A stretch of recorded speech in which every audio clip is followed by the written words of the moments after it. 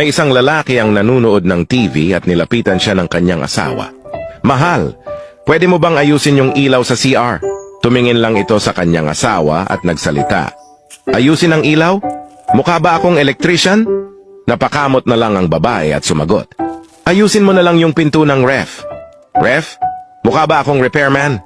Napakatamad mo talaga. Ayusin mo na nga lang yung hagdanan sa labas. Hagdanan? Mukha ba akong karpentero? Pinatay ng lalaki ang TV at galit na lumabas ng bahay. Makalipas ang ilang oras, umuwi ang lalaki at napansin niyang ayos na yung hagdanan.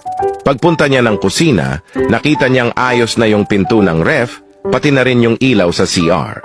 Nakita niya ang kanyang asawa at tinanong niya ito, Mahal, sino nag-ayos ng mga to? Inirapan siya ng kanyang asawa at nagsalita. Paglabas mo kanina, lumabas din ako.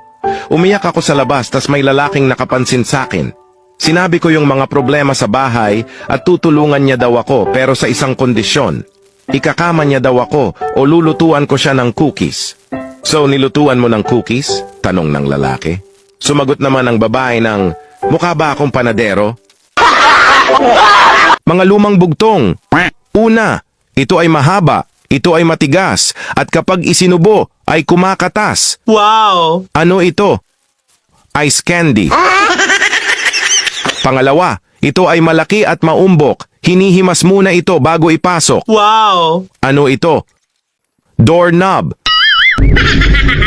Pangatlo, ito ay malapad sa paningin at